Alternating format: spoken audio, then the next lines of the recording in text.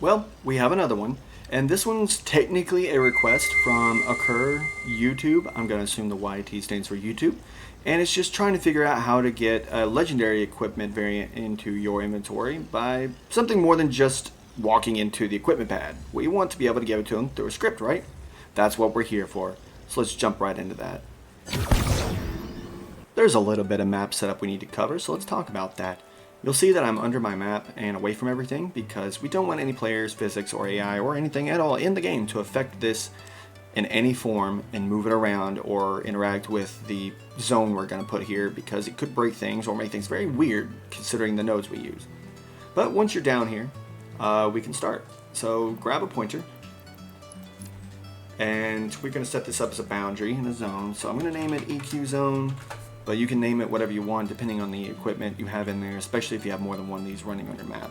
The boundary can be any of the shapes, any size, as long as it doesn't get so big that it includes other objects in it, and is big enough that it can hold an equipment dispenser. So I'm going to set it up like that. I have it set to show on, so that way I don't have to keep it selected to see the boundaries, and I don't have to guess where to put my equipment spawner.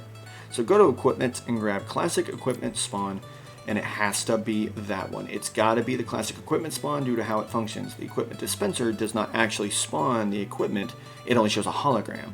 The classic equipment spawn, however, does spawn the equipment as an object we can pull into the node graph. So make sure you have that out there and it's inside your area. And now we can start working on its settings because there are a couple we need to change.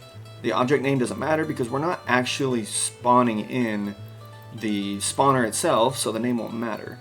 We're actually going to be referencing the object that spawns itself. So the equipment is just whatever equipment you want to be legendary. In my case, it's going to be the drop wall. And make sure static selection is enabled. That way it's guaranteed to be the one you selected. Otherwise, if it's disabled, it would be random. Alright, tier doesn't matter, but legendary variants does. Make sure it is set to preferred and you're guaranteed to get the legendary variant of the equipment if it has a legendary variant.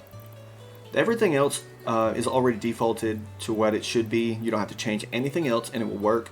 But if you do change something, don't change the spawn logic. It needs to remain dynamic pickup so that way it doesn't despawn and mess up because it needs to be referenced in the node graphs at all times.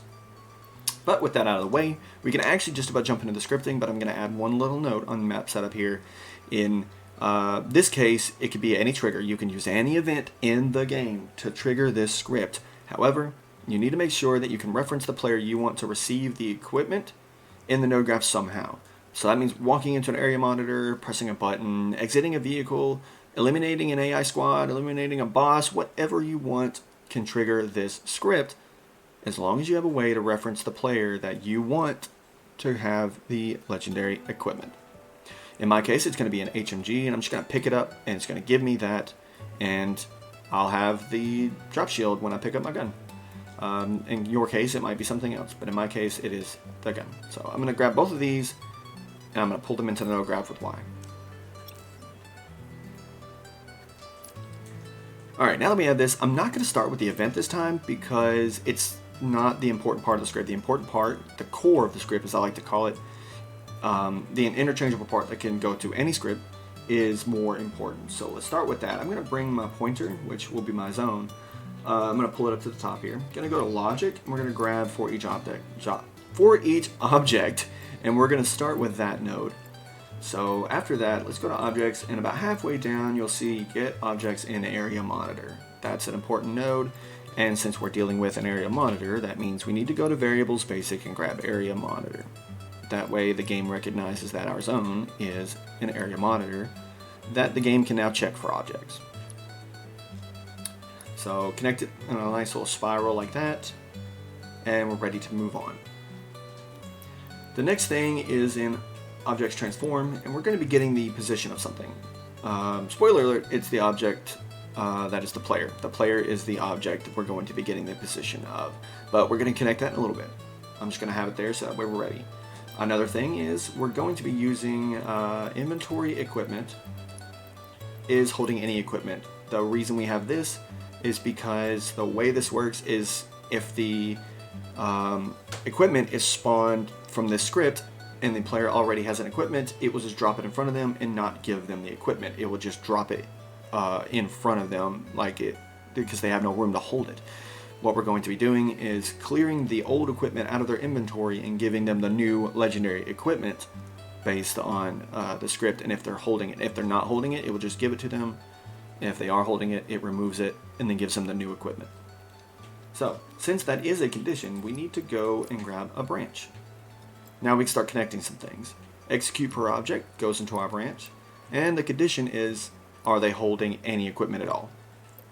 So now that we have this, we need to move on, and if they're holding the equipment, we need to get rid of that equipment. And to do that, we just go from inventory equipment and grab empty player equipment. Plug if true into that, and then that's good. Now we can move on, and to give them the new equipment, we need to go to objects and grab clone object. Plug that in here. What this node does, it's a little funny, and it is newer since I stopped forging last year. It takes an object and it creates a brand new version of it without affecting the original in any way, and places it somewhere on the map. The object we're going to be cloning or creating a new version of is our equipment spawn, which will be the only object in here, so that's why it's safe to do that. The position it will be moving to, this new version will spawn in at the player's position, which is why we have this node. And that's also why we need this, is because if they're already holding an equipment, when it gets teleported to their location or spawned in, it would just drop to the ground because they're holding equipment. And when they don't have any, then it just goes right into their inventory seamlessly. So that's why we have it set up. And we need to duplicate it one time and put it down here, because we need to connect it to the if false as well. The reason why we do this is because if they happen to not have an equipment when this happens, and sometimes they won't, if we'd left this blank, it wouldn't do anything. It wouldn't even give them the new equipment that we want them to have, because they didn't have an equipment to actually trigger both of these. So they wouldn't get the new equipment either. But if they don't have one, well, they still get the new equipment, but they don't have to worry about the old one being removed since there's nothing there. So connect the object and the position on this new clone object node the exact same way you did the previous one. And that should be your core script right here. I know the player isn't connected to anything, and that's okay, because that's what your event is for, or the previous part of your script would be for, your trigger. This is the core that you require to make this work. You can plug this into just about any script, and this will be how it works, as long as you have your equipment and your zone right here set up on the map somewhere. This is all you'll need. So if that's all you needed, and you know how to set up a trigger, and you just needed to plug this into your script somewhere, and you can reference the player, you can stop watching now. You got everything you need.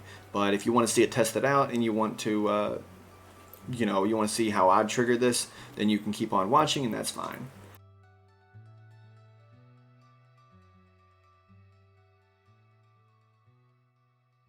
Our triggering script is here, and it triggers the core of the script to make this work right here. Now, this event does have an output for a player, so we can plug that player into all of these. Not that. There we go. And the last one here. And now it works, so let's go ahead and test this thing out. I have another equipment spawned right here.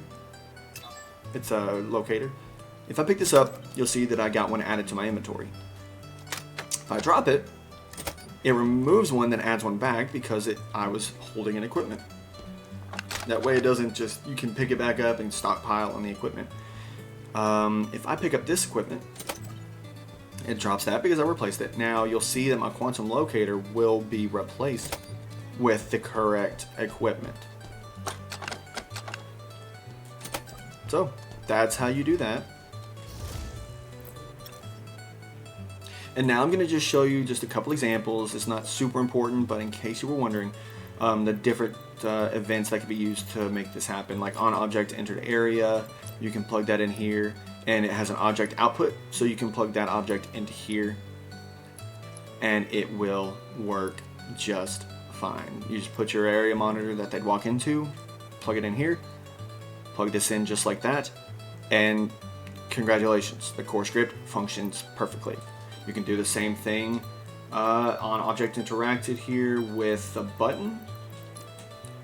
Same thing, it's even got activating player as an output.